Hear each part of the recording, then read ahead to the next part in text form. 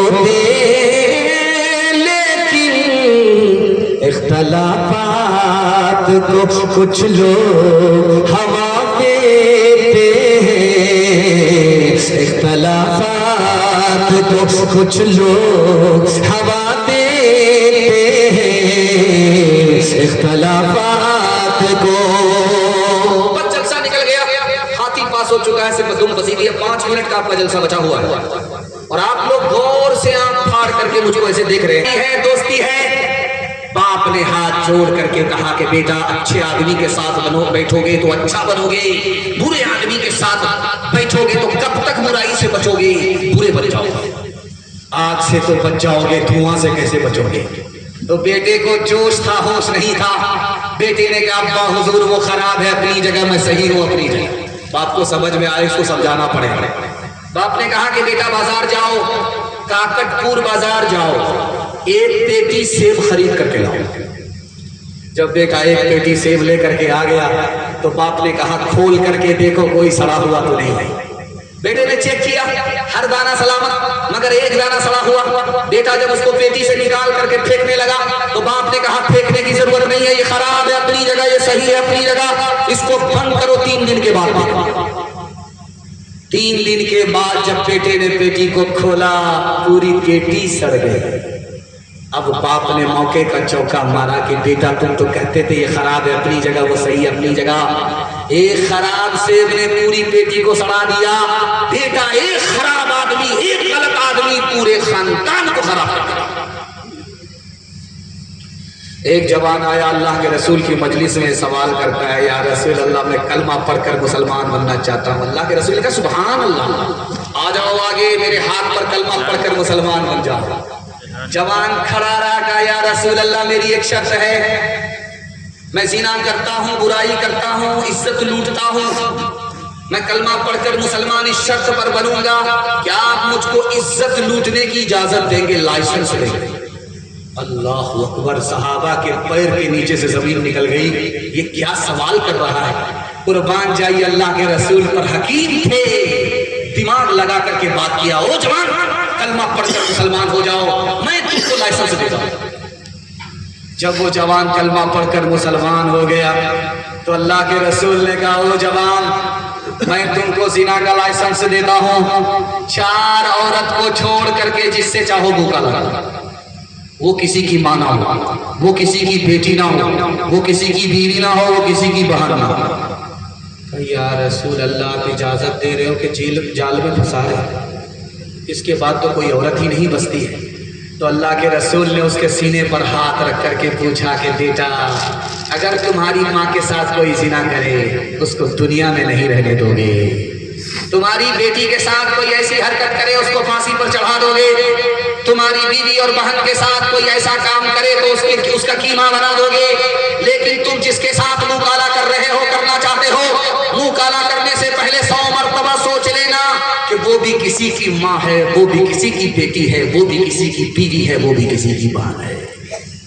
گلاسوں میں جو ڈوبے پھر نہ ابھرے، زندگانی میں ہزاروں بہ گئے، ان بوتلوں کے بند پانی میں نہ کرے برباد اپنی زندگی، بوتل کے دیوانے وہ کاٹے گا بڑھاپے میں، جو بوتا ہے جوانی میں، یہ دارو کا پیالہ موت کا کڑوا پیالہ ہے، یہ دارو کا پیالہ موت کا کڑوا پیالہ ہے، ملا ہے زہر شربت میں، چھپی ہے آگ پانی میں،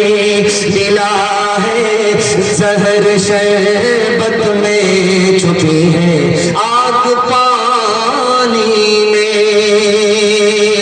اتنا محبت में डूब करके आपने मेरे हिस्से के जलसे को सुना कि मेरे हिस्से का जलसा निकल गया, मुझे भी पता नहीं चला, आपको भी पता नहीं चला।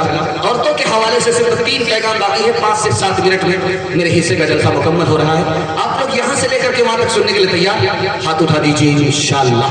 दामाद बेटी का झगड़ा, दामाद सीधा जेल, हाथ उठा दीजिए इंशाअल्लाह। खैर चाचा, आप तो सामने बिल्कुल बैठे हैं, मैं आपको कुछ नहीं कहूँगा।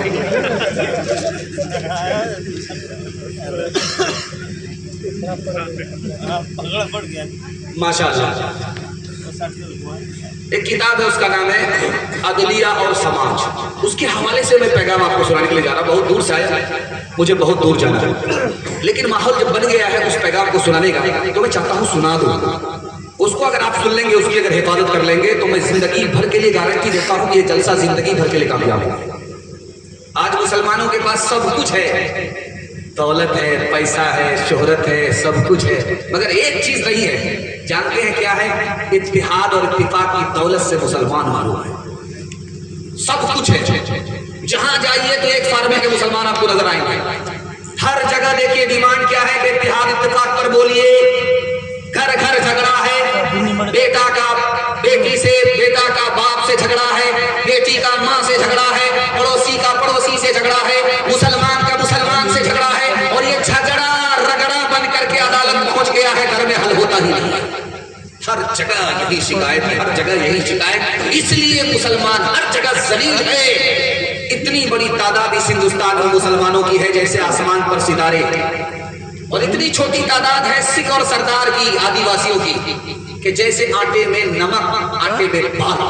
लेकिन वो लोग इस सब की चोटी पर पहुंच गए इत्तिहाद और इत्तिफाक की दौलत से, और मुसलमान आसमान की बुलंदी से जमीन की पस्ती पर आ गए, घर के झगड़े और रगड़े की वजह से।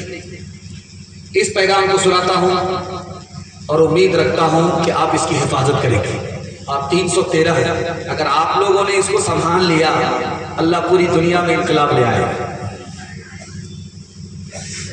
आ रहा है रमजान, रमजान में पहला जुमा आएगा, उसके बाद दूसरा जुमा आएगा, उसके बाद तीसरा जुमा आएगा। तीसरे जुमे के बाद जो जुमा आएगा वो आखिरी जुमा होगा। उस आखिरी जुमा में इमाम साहब माइक पकड़ करके ऐलान करते हैं। वो ऐलान उड़ीसा में भी, वो ऐलान कलकत्ता में भी, वो ऐलान पटना में, हर जगह वही ऐलान। उस ऐलान को सुना देता हूँ, आंख से पट्टी हटा। इमाम साहब ने माइक लेकर के ऐलान किया कि लोगों, ईद की नमाज ईदगाह में होगी, अलविदा जुमा है, ऐलान सुन लो। ईद की नमाज ईदगाह में। एक मुख्तदी खफा होकर के खड़ा हुआ, इमाम साहब ऐलान वापिस लो। ईद की नमाज को मस्जिद में पढ़ो तो मैं तुम्हारे साथ पढ़ूंगा, अगर ईद की नमाज को ईदगाह में पढ़ोगे मैं तुम्हारे साथ नहीं पढ़ूंगा। इमाम साहब की हैरत में पड़ गए, सर चकरा गया, इस आदमी को क्या परेशानी है ईदगाह में पढ़ने से। कहा परेशानी, मेरा भाई 10 साल से मुझसे केस लड़ रहा है अदालत में, वो मनहूस ईदगाह में नमाज पढ़ता है, उस मनहूस के साथ में कभी नमाज नहीं पढ़ता। इमाम साहब को समझ में आ गया इसके घर का झगड़ा है, चुटकी में हल कर देते हैं। इमाम साहब ने करीब बुला करके उसको समझाया कि देखो भाई, तुम भी ईदगाह में ईद की नमाज पढ़ोगे एक किनारे, वो भी ईद की नमाज ईदगाह में पढ़ेगा एक किनारे। जब नमाज खत्म हो जाएगी तो वो एक किनारे से चला जाएगा, तुम एक किनारे से चले जाओगे, सांप भी मर गया, लाठी भी न टूटी। तो खफा होकर के कहता है कि आप एक किनारे की बात करते हो, अगर मुझे पता चल गया कि मेरा भाई जन्नत में गया है तो मैं जन्नत में भी नहीं जाऊंगा। तो एक किताब है, उसका नाम है अदलिया और समाज। उस किताब में मौलाना वली रहमानी, दुआ कीजिए अल्लाह उनकी खबर को नूर से भरे, उन्होंने कहा, लिखा कि पूरे हिंदुस्तान में, चाहे उड़ीसा हो, चाहे बिहार हो, चाहे बंगाल हो, कहीं भी हो, 3 समाज तरक्की कर रहा है, उसमें मुसलमान। पहला समाज मरवाड़ी, दूसरा समाज मेहता, तीसरा समाज गुज्जर। चाहे उड़ीसा हो, चाहे बंगाल हो, चाहे बिहार हो, हर जगह पूरे हिंदुस्तान में 3 समाज तरक्की कर रहा है, महता, मरवाड़ी, गुज्जर, जिसमें मुसलमान। उस किताब में लिखा है कि इनको क्यों तरक्की? मुसलमान जमीन बेच रहा है, वो जमीन खरीद रहे, मुसलमान जमीन के गड्ढे में जा रहा है, बस्ती में जा रहा है, वो आसमान को छू रहे। तो 2 वजह लिखी, पहली वजह लिखी कि डिस्ट्रिक्ट कोर्ट में जाओ, वकील के सीने पर हाथ रख करके पूछो कि मड़वाड़ी का केस, मड़वाड़ी का झगड़ा अदालत में आता है, वो सीना ठोक करके बोलेगा था। क्यों भाई? उनका झगड़ा नहीं होता, झगड़ा होता है घर में हल हो जाता है।